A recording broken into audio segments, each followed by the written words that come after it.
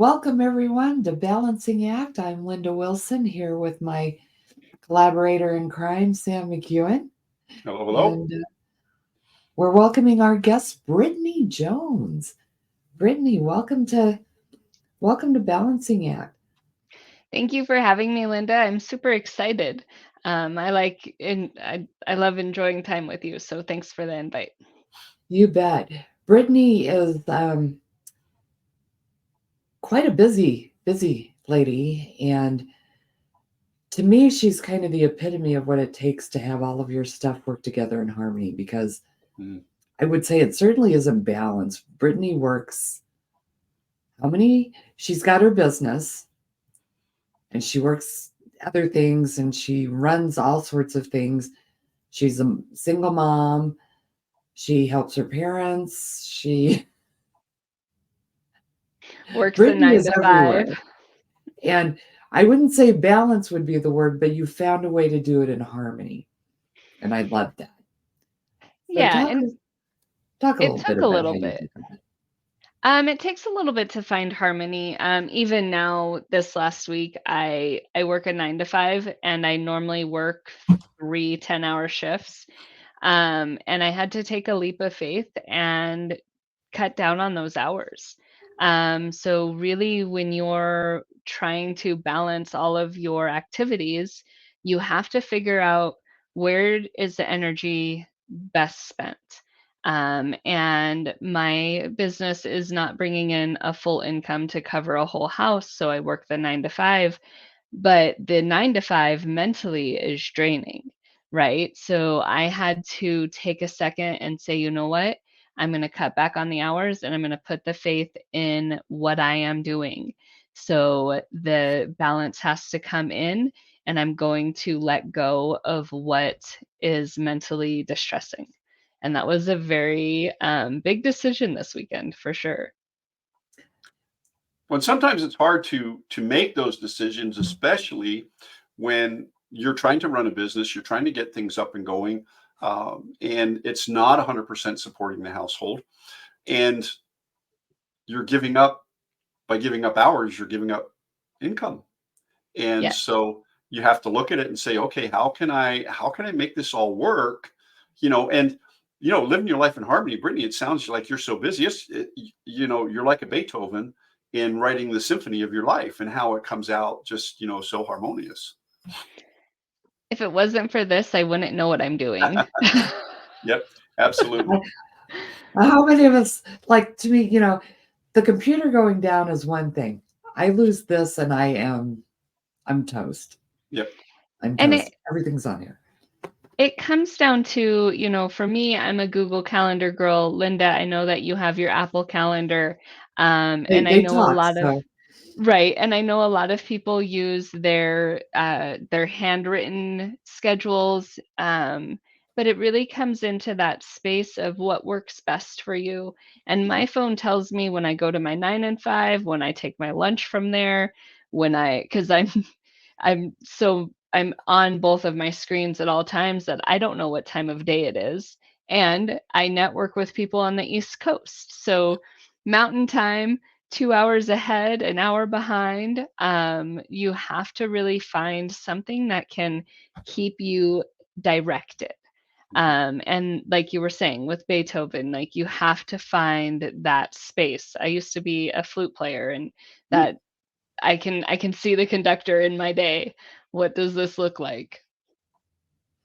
that's a So great that's a great analogy too. I hadn't thought of it that way. so tell us a little bit about your business. Biz Storming is an amazing community. It's an amazing community and an amazing one-on-one accountability coaching program. So there's definitely two parts for it, but it was built on support. For when I started the program, I started it in Davika Lyles. She's the owner of Transformative Sexology. And when she decided to build her business, she reached out and she said, Brittany, I'm going to do a beta and I want you to be a part of this. And I was like, I am not doing anything with business, entrepreneurship. I was broken at the moment and I didn't want to be a part of anything. And she's like, no, you have to join. So when I joined, a lot of the people who joined have been in our community for 10 years and we've all networked together. And I watched, and all of them were doing the same things that I had tried to get them to not do in the past 10 years. Um, and what they all said to me was, well, it's great for you to give us the advice, but for us to do the advice. Hmm. Just like with me cutting down on my hours, they wouldn't do the advice because building the services or doing the actual thing that cost that made income was what they were focused on. But if they would focus on this part, they could grow. And so they were like, well, let's just do it for us. So I built the business to keep people accountable. But I thought in my head, well, if they need a website, I'll help them, or they need updates, I'll help them. And I think Sam, I know Sam, Linda, you've been around. I'm sure Sam, you've been around. But when you start a business, it starts as one thing and you try to do everything. Right. It Well, works. a year into it and I was tired. I was like, I don't want to do these things. I don't like these things. But I loved the accountability that I had built. So when my client comes in, they tell me everything that happened. We celebrate the good. We take the bad and we honor the bad because if you wanted to do this, A, B, and C, but you had to take care of FYG, then we celebrate that you took care of that Right. and we figure out how you can realign. But then I also started to build a network and build a community, which I've always had. And inside of that, we actually built an online community. So now, if I'm not available to support somebody, when somebody posts in the community, hey, I'm struggling in this, there is many other business owners from all sorts of backgrounds who are able to support them. And that is an amazing thing to just watch happen inside of the community. She Brittany has set up, I mean, she's got groups in Alignable. Her accountability groups are amazing. She has groups, sessions where you come in and there's a bunch of you in there, but everybody's working on their own thing. And then every so often we pop in, we share what we're working on, we trade ideas, and then we go back to work. But we're in the room. Hmm. So there's somebody there, kind of sort of like being at the coffee shop, but not by yourself. Right. Um, and what I love about what Brittany does, she takes accountability to a whole nother level that I haven't seen in a lot of places. And she has this amazing system of objective key results. Do you want to explain that real quick? If you Yeah, can, real quick. I mean, it's pretty in depth, but she's got this amazing system. super quick.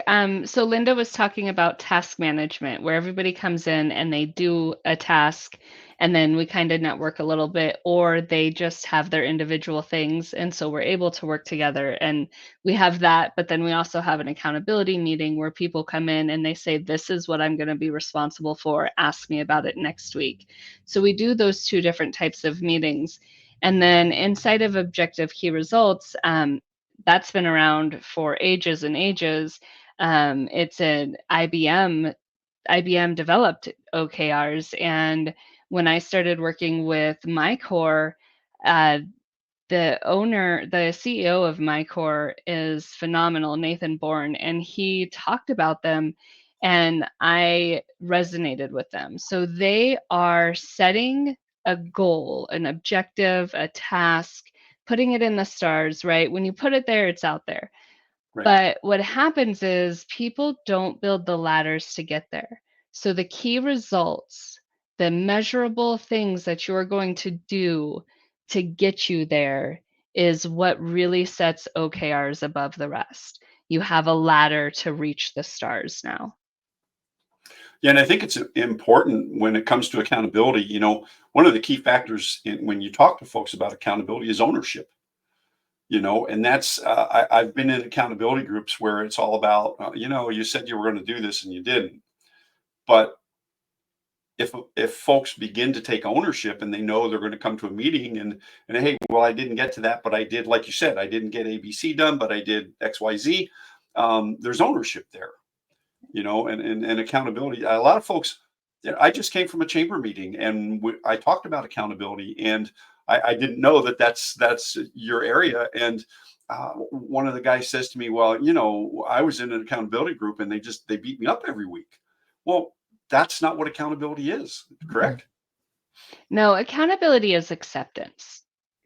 If we Here's the thing, if we say I'm gonna talk to 5 people this week, Mhm. and when I come back next week, you better hold me to the grindstone. You can't always reach that. You can't always talk to 5 people. You have to manage family and friends and kids, and life happens and business happens. Your business will get in the way of your business quicker than anything I like else. that. I was gonna say You that will that is you will so start true. working. Yeah, and you start working on one project and then you have to fix all the rabbits. I changed the hours. Now I have to fix every social media, every website, every platform. And so a small thing turns into a big thing. So you have to be able to say, I did not get that done, and it's okay. And then decide. I'm going to bring Davika again because Davika always says, and it's a landmark forum concept too. You counter. I'm going to mess it up now because I mentioned everybody, but you accept, counter, or decline, right? So if the 5 people were not made, do I accept to take that on again this week? Do I really think that I can do it? Do I counter and say, you know what? 5 was a little bit of a stretch. I know that I have this going on. I'm going to do 4. Or do you decline? I don't want to meet with people. There's weeks I don't like people. Right? So maybe Absolutely. I just don't do that. So that's really a huge space of, do you accept it? Do you counter? Do you decline? And that helps you find alignment in what you're doing. If you are not aligned in what you are doing, then you're not going to be able to accomplish it. I think that's really key what you said where you can decline, because you can tell when you're meeting with someone that isn't fully present. Mhm. Mhm. So if you are in a space where the thought of meeting with people just isn't meeting with, that's not going to work. If you go ahead and keep that meeting, are you doing more good or harm to your Hard. business? Yeah. Yeah. I think over the years, especially us older folks, we were just taught, you just suck it up and you do it. Mhm. But being on the receiving end of somebody just sucking it up, you Yeah, feel that. you do. And you don't feel like they are really interested in engaging with you. And I think that's not a good, and then that's not a good vibe to put out there. And that's not always a controllable thing. Yeah. Yeah. I I think think, your point about acceptance is yeah. it should be very, very well taken. And the biggest problem we have is accepting in ourselves, no, I don't want to do that. Mhm. I decline to do that, and then accept it and say, okay, Brittany, I have to agree with you. There are days I don't want to be around anybody, you know, and leave me alone. And so, uh, but to be able to say, okay, this is what I set up for this week, and the accountability side of it is the taking the ownership, and you say, okay, I wanted to do this, but this is what I did instead, and this is the results I have. And you know, if I decide that I was going to make 3 sales calls or 5 sales calls today, and I decided to go fishing, that was a choice that I made. And I mean, fishing's good for the soul. So but I also have to understand that I didn't make the sales calls. And if I accept the reasoning behind it, and go forward and say, okay, what do I do tomorrow? There's I And just have somebody I have somebody in accountability and myself too. I'm very not good at the sales calls, but I have somebody on in my clientele who they're like, I can sell everything else. Let me sell everybody else's company. I'm not calling to sell mine. So the acceptance is I'm not going to sell mine, but I'm going to pay you to sell my company. And that works. right, It's right. okay to find how do you align with something that does mhm, I try to not use the word need when I coach my clients. Well, you need to do that because that's a business standard that doesn't fit in every box. Right. So if it's something that does assist your business and you know it can put your business forward, you don't want to do it. How can you delegate, right? mhm. Linda talks about, I'm messing them all up, Linda. Do it, delegate it, or dump it. There we go. Yep. Do it, delegate it, and dump it. So if you can delegate it, delegate it. If you can do it, try to minimize your do it list. And I very push that a lot. Please, please, please try to minimize that because if you love communicating with your clients, but you are doing all the things, you're going to have that inequality of love hate for my job or for my company or for my business. Mm. So Absolutely. please delegate and don't hold on to something just because you can't. Let go of it because you can't. Find somebody you trust to take it. Hmm. And that was the hardest. I think that finally hit home for me this year after how many years I've been owning my own businesses. And the thing about the do it is it's not just getting it done, but the do it things are the things that only you can do. Yeah. Right. And Yeah. And people miss that. solopreneurs, we have a hard time of letting go. Yeah. Who's going to care about my business as much as me? So I'm going to be the one that goes out and sells. I'm going to be the one that does the marketing. I'm going to be the one, and and pretty soon it's like, okay, my cutoff time today was 6 o'clock and it's midnight. Mhm. And so now you are totally out of whack, totally out of harmony. The spouse is probably upset. The kids, didn't get to eat on time, and you have all this stuff way up in the air. And it sounds like I wrote the symphony and not Beethoven, right? And I was an oboe player, by the way. So most flautists hated us, but uh, uh, you know, when I love that concept, and look at what you have to dump. Look at what you can find somebody to do. You know, And I'm a horrible dumper. Because I get a grandiose idea in my head and it takes 10 people to beat it away from. yeah. We're all like that to a certain extent, Yeah. but it's when you build a community around you, you're not going to get anything done on our own anyway. We weren't built to be loners. You know, Yeah. um, we're meant to be social critters, social animals, and have a community to work in and work around and be around. So, yeah, I understand where you're coming from when it comes to you have this big idea, but I'm the one that has to do it. So, yeah, yeah, that's Yeah, I hard to think do. anybody that started a business or who's been working in their business in the last 20 years, that was kind of beat into us. You don't have to pay somebody to do this. It's so easy. You can do it yourself. Yeah, I can. I don't want to. I don't have the time. That's not my area of expertise. Hmm. And I think one of the things that Yes. I found that I love is I'm lucky. I'm an accountability business coach. And I get to barter. My whole website is bartered and it is phenomenal. Yes, it I is. when I say Kat Markell did an amazing website, she did an amazing website. It is beautiful. I am bartering for my VA services because I I want to do things correctly, but I want to do the fun part of it. And I don't have time for the correction of the SEOs. I don't have time for the correction of how does this go or even with Facebook and LinkedIn, if you take a shortcut and use, which I love Metricool, and I love that you can put things into shortcuts, Facebook and LinkedIn will crash your visibility. So I have to then take time to specifically do things in those platforms that, one, is unfair. If Facebook and LinkedIn are listening, it's not fair. Okay, first of all. Second of all, it's too Well, time we'll send them a note. I I know know. we're big enough, they're listening.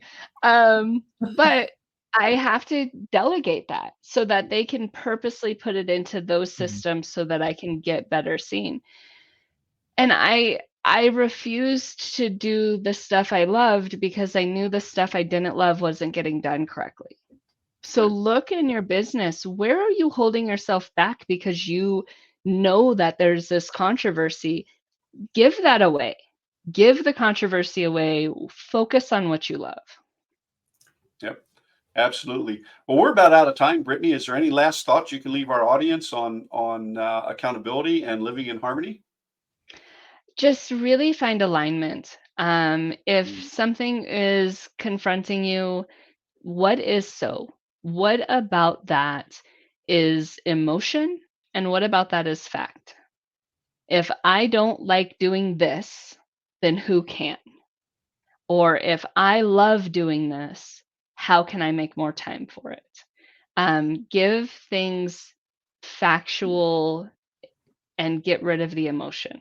As much as I love emotion and I am a wholehearted lover, Yeah. when you can look at your business and you can look at the people around you and you can look at what is so and align with it. Do you need to decline it? Do you need to dump it? What do you need to do to make yourself happy? Because everybody around you will see how you are and it will reflect in what you do. Awesome. That's Great words awesome. of advice. Well, we want to thank you all for joining Balancing Act, Living Life in Harmony. I've been Sam McEwen and Linda Wilson, and we're here with Brittany Jones. And you can reach out to Brittany. We'll have all of her information posted in the links for the show. And we want to wish you all a blessed day. Thanks for joining us, Brittany. We'll see you soon. Thank Bye, you. everybody.